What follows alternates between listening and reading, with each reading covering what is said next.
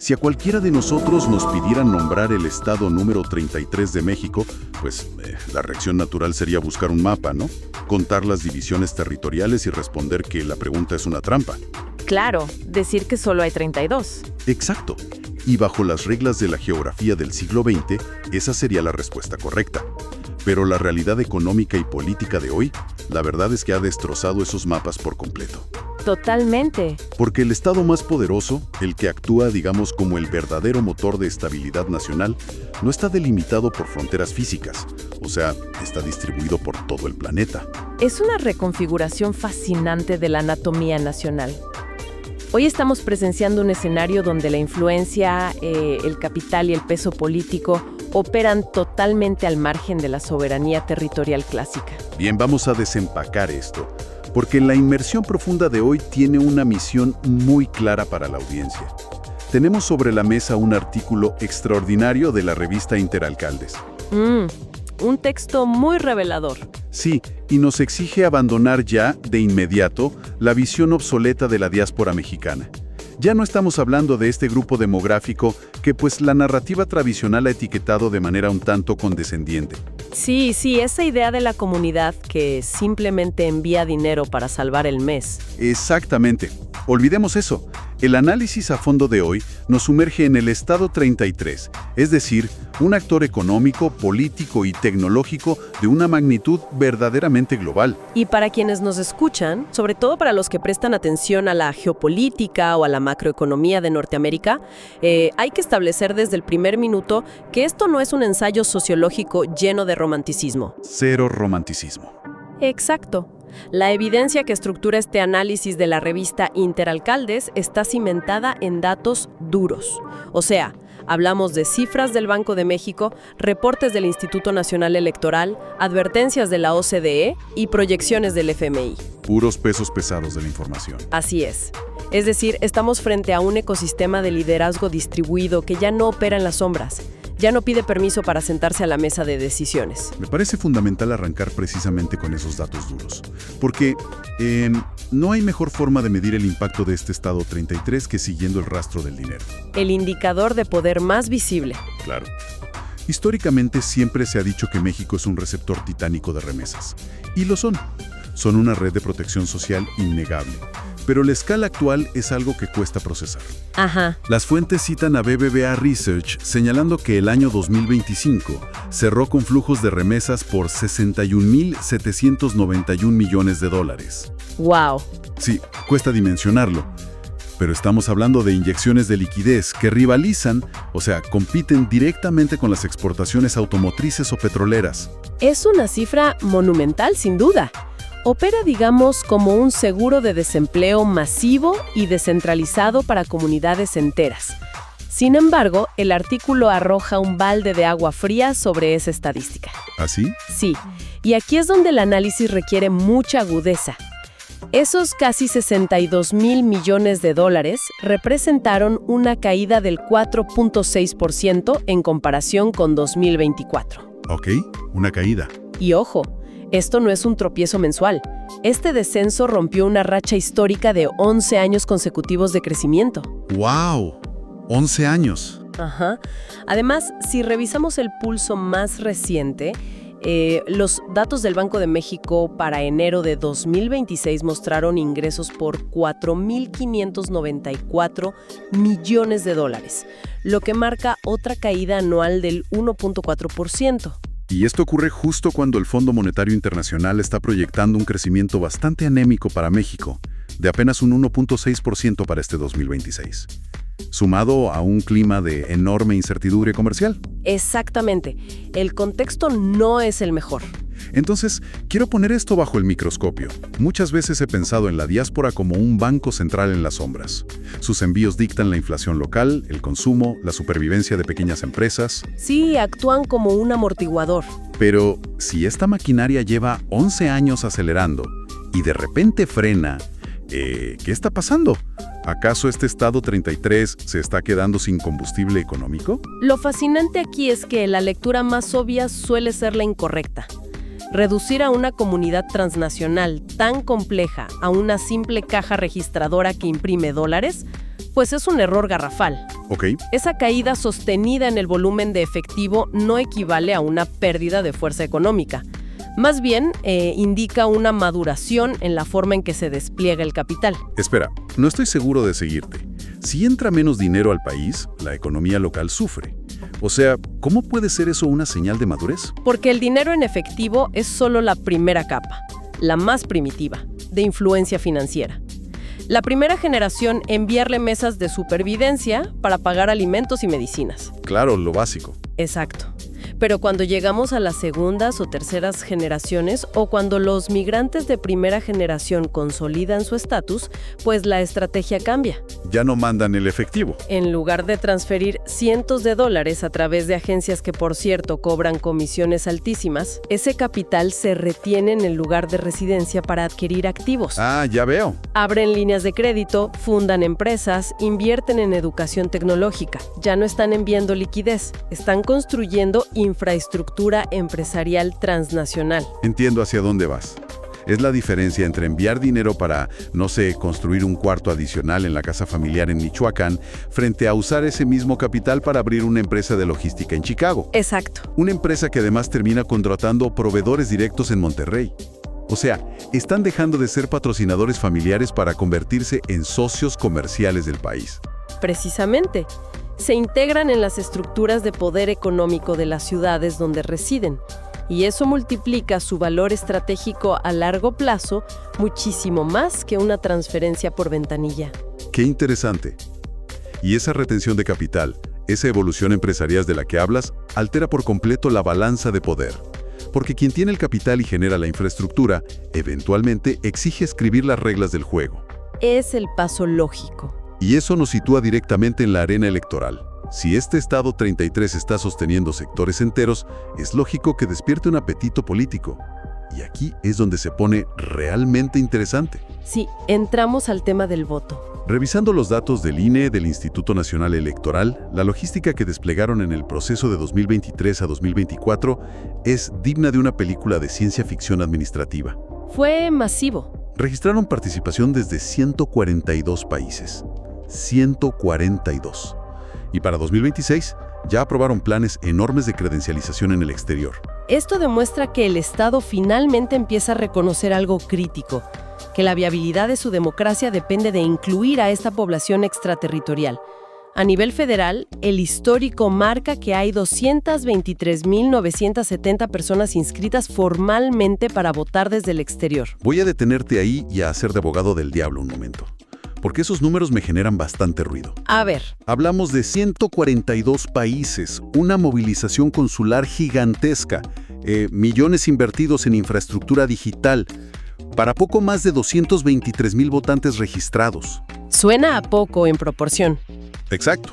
En un país con más de 120 millones de habitantes, matemáticamente, eso suena a un error de redondeo.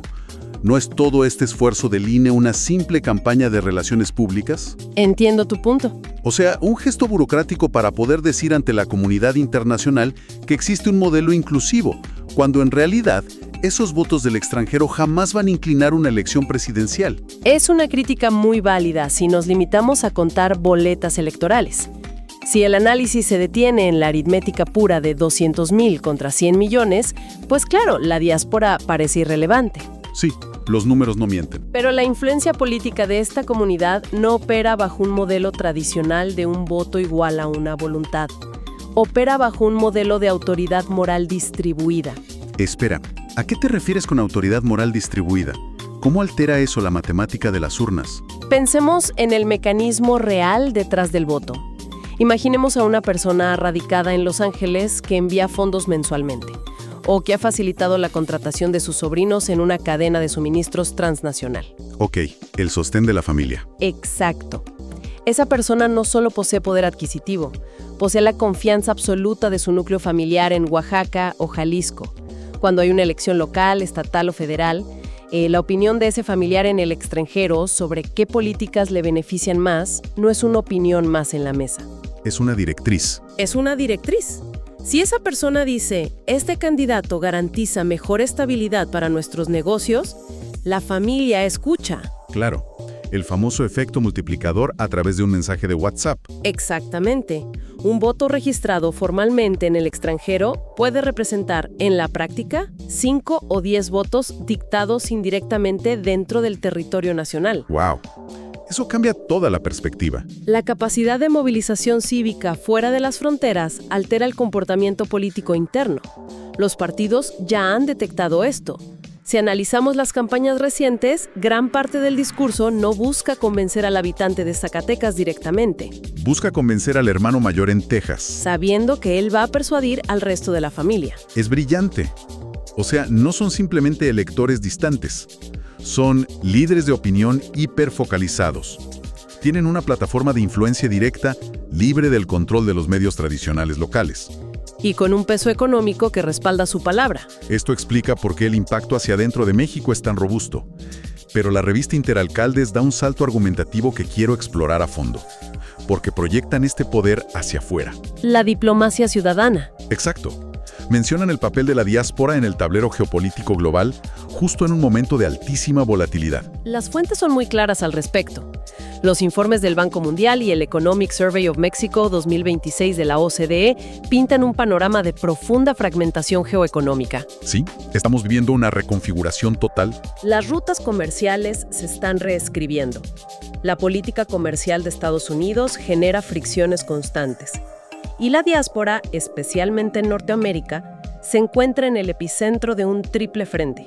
¿Cuáles son esos frentes? Un mercado laboral que exige nuevas habilidades, políticas migratorias impredecibles y la relocalización acelerada de las cadenas productivas. Frente a ese escenario, uno pensaría en un repliegue, ¿no? En esconderse. Pero instituciones académicas como la UNAM y el Colegio de México están planteando un cambio de paradigma radical. Así es. Sostienen que, en la actualidad, la política exterior y la política migratoria son exactamente el mismo problema estratégico. Ya no son dos carpetas separadas en un ministerio. Están fusionadas en la práctica. Y el artículo de Interalcaldes resalta la presencia de mexicanos no solo en los campos agrícolas o en la construcción, que es el estereotipo, sino integrados en ecosistemas de altísima especialidad.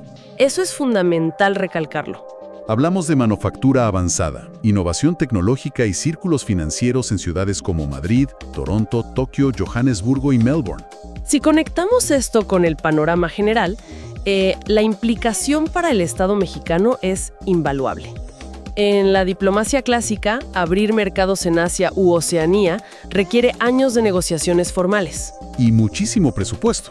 Embajadas, misiones comerciales, que a menudo carecen del contexto cultural o empresarial íntimo del país destino. Pero ahora, pensemos en una experta en inteligencia artificial radicada en Tokio, o en un analista de fondos de inversión en Melbourne. Tienen acceso directo a información asimétrica. Entienden los vacíos legales locales, saben qué tecnologías están por explotar en sus regiones y, lo más importante, poseen el capital relacional. Tienen los contactos en su teléfono. Interactúan a diario con los inversores que México necesita atraer. Esto otorga al país una ventaja competitiva fenomenal para diversificar su economía y reducir su hiperdependencia del mercado estadounidense. O sea, no es filantropía ni una historia de éxito personal aislada. Es inteligencia de mercado operando en tiempo real. Exacto. El artículo define esto con un término que deberíamos enmarcar. Lo llaman diplomacia económica con rostro ciudadano. La confianza para firmar un contrato de millones de dólares no nace de un apretón de manos entre dos políticos en una cumbre. Rara vez funciona así. Nace cuando un corporativo europeo necesita expandirse a Latinoamérica y tiene en su junta directiva a un talento de la diáspora. Ese individuo es el puente de riesgo reducido. Él es la verdadera embajada. Ahora, si el diagnóstico es tan arrolladoramente positivo, si el talento está ahí, operando e infiltrado en las arterias del comercio mundial, pues nos topamos con el gran muro. El cómo implementarlo. ¿Por qué México no está capitalizando este potencial al 100%? El artículo traza una ruta crítica para el 2026 basada en 4 pilares y quiero que los desmenucemos. Porque identificar el poder es fácil, institucionalizarlo es donde los países fracasan. Ese es el núcleo del debate actual. La brecha enorme que hay entre el reconocimiento de facto del Estado 33 y su integración de jure en el andamiaje institucional del país. Pensemos en la fricción diaria. Imaginemos el flujo de capital del que hablamos al principio. Sigue habiendo quejas constantes sobre las comisiones depredadoras y la lentitud para mover inversiones productivas a través de las fronteras. Es un dolor de cabeza constante para ellos. El sistema bancario tradicional trata estos flujos transnacionales como si estuviéramos en la década de los 90.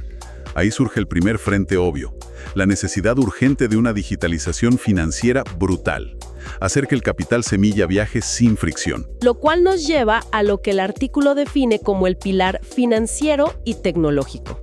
Acelerar la bancarización y adoptar plataformas de finanzas abiertas es crítico, sobre todo, como decíamos, ante la caída del flujo de remesas tradicionales. Pero este problema logístico, sinceramente, palidece frente al déficit de representatividad. ¿A qué te refieres? Podremos tener la mejor tecnología para enviar fondos, blockchain o lo que quieras. Pero si la comunidad no tiene voz real en la creación de las leyes que regulan esos fondos, el sistema sigue siendo extractivo. Y ahí entramos al terreno político y al pilar institucional. Mencionábamos antes que el INE está expidiendo credenciales en todo el mundo. Pero de nuevo, ¿de qué sirve votar por un diputado en un distrito de Puebla si vives en Toronto? Las dinámicas y las necesidades son totalmente otras. El texto sugiere que sin figuras reales de poder, o sea, legisladores migrantes con peso específico o escaños dedicados en el Senado, la credencialización se siente como una palmadita en la espalda. Es otorgar el mecanismo del voto, pero negar el espacio de poder. Exigir una política de Estado con trazabilidad y metas medibles implica rediseñar el mapa electoral para que existan asientos permanentes ocupados por la diáspora. Claro, representación directa. Y sin embargo, estoy segura de que existe un obstáculo aún mayor, uno que antecede a cualquier reforma electoral o aplicación financiera. Entonces, ¿qué significa todo esto a nivel práctico? Si ponemos estos desafíos frente a frente, el rediseño bancario, la reestructuración de las cámaras legislativas, la creación de verdaderas secretarías de Estado para la diáspora, ¿cuál dirías que es el verdadero cuello de botella? Argumentaría de manera categórica que el obstáculo más formidable es el pilar narrativo. El narrativo. Sí, cambiar el software cultural del país. Esto plantea una pregunta importante para toda la sociedad. ¿Podemos dejar de ver a quienes cruzan la frontera a través del lente de la ausencia o la pérdida? Es una perspectiva muy arraigada. El discurso mediático y político sigue asfixiado entre dos polos. Por un lado, se aplauden las remesas como si fueran un triunfo del gobierno local. Y por el otro, se lamentan las deportaciones como una tragedia humanitaria. Exactamente.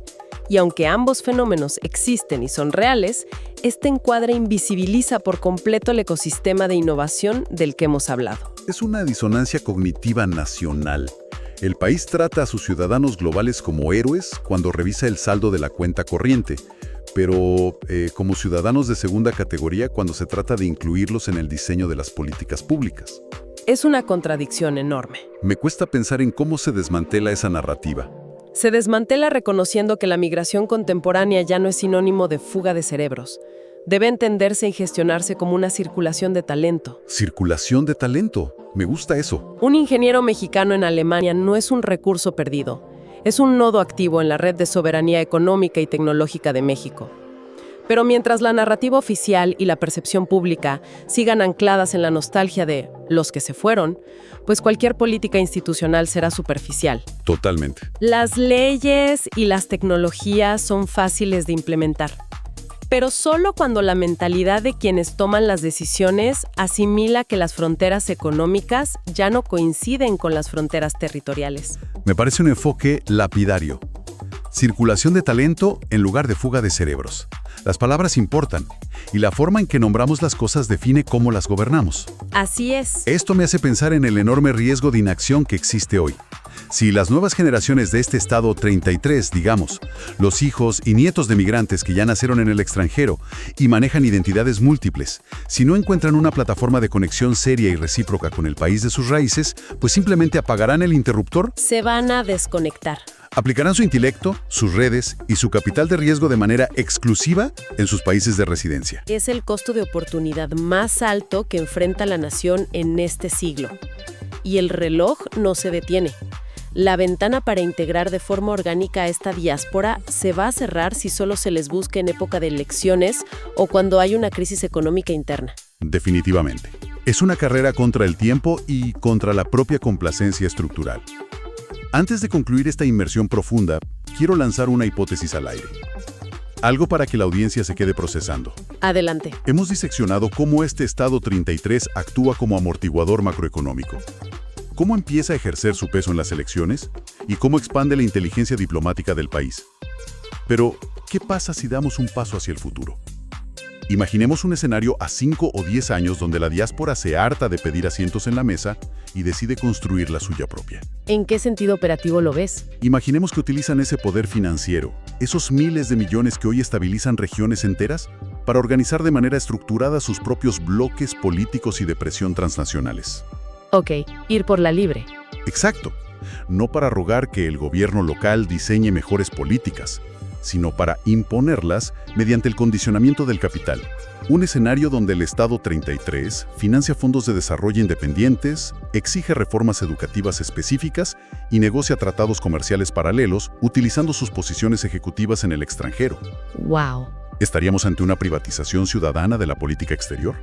Una verdadera redefinición de lo que significa la soberanía nacional, donde un gobierno ya no dicta las políticas públicas únicamente desde su capital geográfica, sino que debe negociarlas, de tú a tú, con una junta directiva en la diáspora. Es un horizonte analítico sumamente provocador. Rompe todos los esquemas de la ciencia política tradicional. Y dadas las herramientas digitales de organización descentralizada que existen hoy, es materialmente posible. Claro que lo es. Nos advierte que ignorar el empoderamiento del Estado 33 no solo resulta en oportunidades perdidas, puede generar contrapesos de poder que las instituciones actuales ni siquiera comprenden todavía. Ahí dejamos esa idea resonando.